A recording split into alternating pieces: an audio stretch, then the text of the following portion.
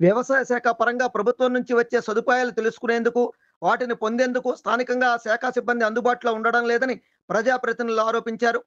అసలే సవాలక్ష ఇబ్బందుల నడుమ సాగు చేస్తుంటే సలహాలు ఇవ్వాల్సిన సిబ్బంది అందుబాటులో లేకపోతే వ్యవసాయం మానేస్తే తినటానికి తిండి గింజలు దొరకని పరిస్థితి నెలకొంటుందని వారు విమర్శించారు.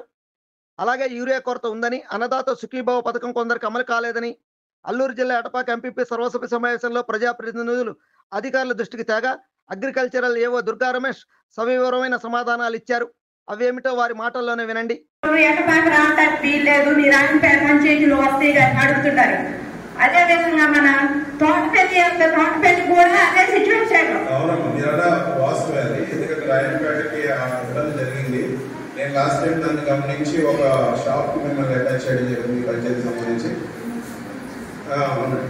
నన్ను అదే వస్తే మీరు అంటే ఈసారి ఇచ్చేటప్పుడు అగ్రికల్చర్ కూడా చెప్పండి సార్. ఏదో ఒక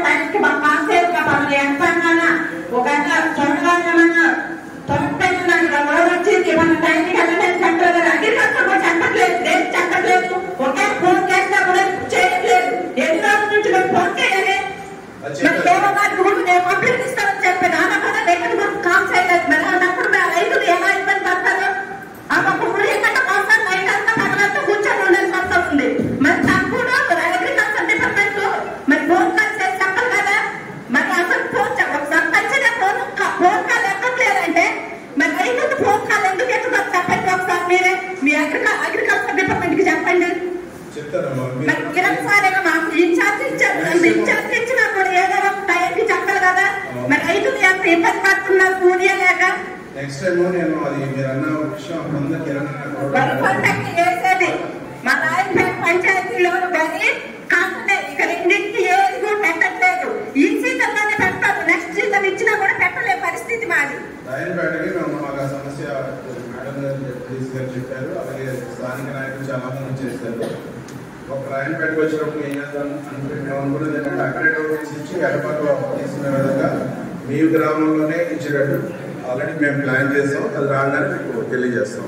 ఇది తప్పకుండా మీరు అన్న అతను ఎవరైతే హార్టికల్చర్ అసిస్టెంట్ ఉన్నాడో అతను మీకు సంప్రదించినట్టు నేను మాట్లాడుతాను. మీరు డైరెక్ట్గా నేరుగా కూడా నాకు ఫోన్ చేసి నాకు మీ విషయం చెప్పండి. చేసి పెట్టారు. కనీసం సార్ మన నాకు ఇన్ఛార్జ్ ఇచ్చినప్పుడు నా పని కూడా ఇంతవరకు మాకు ఇచ్చిన అసిస్టెంట్ కూడా చేయలేదు. ఎందుకు చేయలేదు అడగడానికి కూడా ఫోన్ చేసినప్పుడు ఫోన్ ఎత్తట్లేదు. అలా ఆఫీసర్ మాకు అవసరం చెప్పండి. చెప్పడం పక్కన పెట్టండి. మీకు అందరికి కదా విద్యను ఎంతమంది పని చేస్తున్నారు. కనీసం ఒక్కవన్నా ఇంతవరకు ఒక దైవానికి ఒకరైనా రాసిందా పంపించింది రావాలి కాదు. మీరు ప్రపోజల్ పెట్టాలి కదా.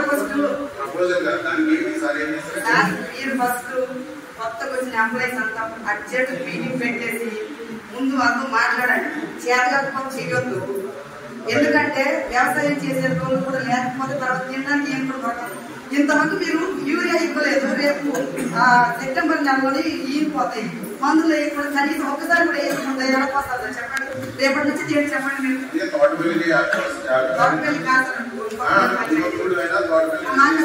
సదుపాయం లేదు. యూరియా కట్టాలు ఇవ్వలేదు. మీ యూరియా కట్టాల సీతాపురంలో చేసామని చెప్పారు. లేదు కనీసం ఎంపీటీసీ కనీసం మీకు అక్కడ తోటపల్లిలో ఇస్తున్నామని చెప్పాలి కదా. చెప్పలేదు. ఎవరికేమో నందిగాం అన్నారు. నందిగాం నుంచి తోటపల్లి అన్నారు. ఎవరు స్పందించకపోతే ఏంటి సార్ పరిస్థితి? అక్కడ లైన్ లో చెప్పులు పెట్టేసి చెప్పుల మీద కాగితాలు పెట్టుకొని ఫోటోలు తీసేసి పబ్లిక్ చేస్తున్నారు. ఏంటండి చెప్పండి. ఒక రైతుని ఇంతగా మాట్లాడడమే కదా.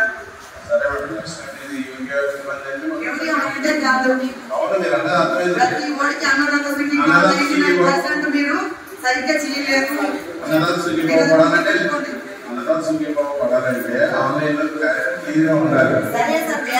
వచ్చి 12,300 ఎకరాలు జామాయిల పంట ఉంది.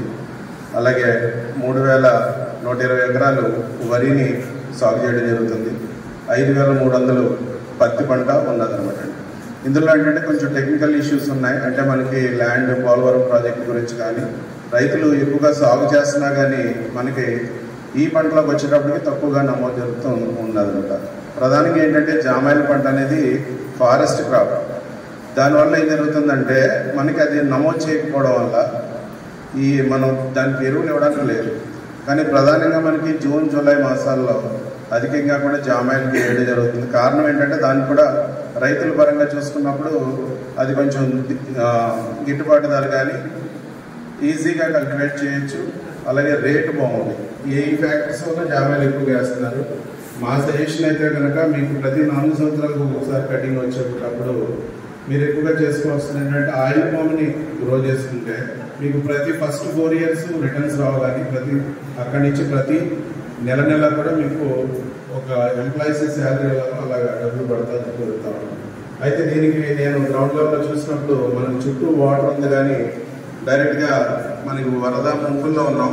కానీ ఫిబ్రవరి దాటేటప్పటికి వాటర్ ఉండవు అనేది మనకి రైతులు చెప్పడం జరిగింది. దానివల్ల చాలామంది వెనకబడడం, ఆయిల్ పామ్ వేయాలంటే ముంపు ఒకటి ప్రధాన సమస్యగా చెప్పడం జరుగుతూ ఉంది. కొంచెం అప్పలాంటి నుండి వాటర్ సోర్స్ ఉన్న వాళ్ళందరూ కూడా ఆయిల్ పామ్ వేసుకుంటే మీకు జామాయిల్ మొక్క వేసామంటే ఒక మొక్క వేస్తామంటే ఒక బోర్ వేసినట్లయితే, అంటే మనం ఎన్ని బోర్లు వేసాం అదనమాట. అయినా రైతాంగానికి అది ఫేవర్గా ఉంది కాబట్టి మనం రైతుల వైపు నుంచి మనం దాన్ని చేయడానికి లేదు. కాబట్టి ఈసారి నెక్స్ట్ టైం ఏంటంటే మనం నెక్స్ట్ టైం వచ్చేటప్పుడు ఫస్ట్ ప్రయారిటీ కాటన్కి ప్యాడీకి తీసుకున్న తర్వాత మిగిలిన ఎరువులు మన యూరియా అనేది ఏదైతే జామాయిల్ రైతులు వాడుకుంటే బాగుంటుంది అనేది నా ప్రధానమైన ఉద్దేశం. నెక్స్ట్ ఏంటంటే మనకు ఇప్పుడు నెక్స్ట్ వచ్చే వీక్లో 30 టన్నులు ఎటబాక్కి యూరియా పెట్టడం జరిగింది. అలాగే తోటపల్లికి 50 టన్నులు వస్తూ ఉన్నాం. మనం అడిగింది 120 మెట్రిక్ టన్స్ ప్రైవేట్ డీలర్స్కి, 120 మెట్రిక్ టన్స్ గవర్నమెంట్కి అడిగాం. కానీ ఇప్పుడున్న సిచ్యువేషన్లో మనకి ఇమీడియట్గా అలాట్ చేసింది 80 టన్నులు అలాట్ చేయడం జరిగింది. ఇప్పుడు ఇందులో కూడా ఇంకొక సమస్య ఉంది. ప్రైవేట్ డీలర్స్కి వచ్చినప్పటికి ఏమవుతుందంటే వాళ్ళకి హోల్సేలర్స్ ఇక్కడ లేరు మనకి, అంటే కాకినాడ మండపేట నుంచి రావాలి. గవర్నమెంట్లో ఇచ్చేటప్పుడు రవాణా అనేది ప్రభుత్వం భరిస్తుంది, ప్రైవేటు డీలర్స్ ఉన్నప్పుడు వాళ్ళు భరించారు రవాణాని. దీనివల్ల ఏమవుతుందంటే మనం ప్రైవేట్ వాళ్ళని పెట్టమని అడిగినప్పుడు పెడుతున్నారు, అధిక ధరలకి అమ్మే పరిస్థితులు ఉంటున్నాయి. అలాగే అక్కడి నుంచి మనకి పైనుంచి వచ్చే ప్రధానమైన ప్రజలు ఏంటంటే ఇది బార్డర్, తెలంగాణ బార్డర్ కాబట్టి తెలంగాణలో యూరియా లేదు, ఇక్కడి నుంచి అంతా వెళ్ళిపోద్దనే ఉద్దేశంతో వాళ్ళు మనకి చాలా తక్కువ క్వాంటిటీస్, మనం ఎంత అడిగినా కూడా క్వాంటిటీస్ తగ్గుతున్నాయి. ఈ నెక్స్ట్ వీక్ మాత్రం మనకు ఉండదు. మనకి ఇంకా కూడా ఒక 2 నెలలు అయితే ఈ రిక్వైర్మెంట్ తగ్గిపోతుంది. ఎందుకంటే ప్రధానంగా కాటన్కి లాస్ట్ కోట వేసేసారంటే ఇంకా కాటన్కి అవసరం లేదు. మనం ప్రధానంగా కావాల్సింది వరి తర్వాత మనం నెక్స్ట్ వెళ్లాల్సింది ఏంటంటే మనం చిల్లీస్ ఉంటుంది. చిల్లీస్లో ఎక్కువ డ్రిప్, మైక్రో ఇరిగేషన్ ద్వారా వాడడం కూడా జరుగుతుంది. కాబట్టి రైతాంగానికి యూరియా అనేది తగ్గుతుంది. ఇప్పుడు మనం కొంతమంది జనరల్గా ఏమవుతుందంటే పంచాయతీల వారీగా యూరియా పెట్టడానికి మేము డివైడ్ చేసి ఇస్తున్నాం. కానీ మనకున్న ఇదేంటంటే మెయిన్ గోడౌన్ ఫెసిలిటీస్ వచ్చినప్పటికి తోటపల్లి సొసైటీ ఒకటి, చోడవరంలో పంచాయతీ ఆఫీస్ దగ్గర ఒక గోడౌన్ ఉంది. నెక్స్ట్ మనకి ఎటపాకలో ఒక గోడౌన్ ఉండడం జరిగింది. అలాగే మల్టీపర్పస్ గోడౌన్స్ మనకి ఎటపాకలో ఉన్నది. దానికి ఏంటంటే మనకి రోడ్డు సౌకర్యం లేదు, సెక్యూరిటీ వైజ్గా కూడా ఇబ్బందిగా ఉంది. ఆ ఒక్క సమస్య తీరితే మనకి ఎటపాకలో ఇక్కడ తోటపల్లిలో కూడా మల్టీపర్పస్ గోడౌన్ మనకి గోకుబాగ్ దగ్గరలో ఉన్నది. అవి 2 వస్తే కనుక డైరెక్ట్గా నేరుగా మనం సొసైటీ ద్వారా నెక్స్ట్ ఒక 10-15 డేస్లో సొసైటీ ద్వారానే ఎరువులు ఇప్పించడం జరుగుతుంది. అప్పుడు రైతు సోదరులందరికీ కూడా ఎంఆర్పీ ధరలకే మనం ఎరువులు దొరుకుతుంది.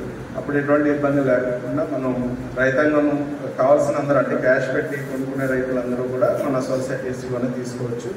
ఏదైనా ప్రైవేట్గా వాళ్ళ అవసరాలతో తినేటప్పుడు మాత్రం ప్రైవేట్ డీలర్స్ని ఆశ్రయించాల్సి ఉంటుంది. థ్యాంక్ యూ అండి. Thank you madam.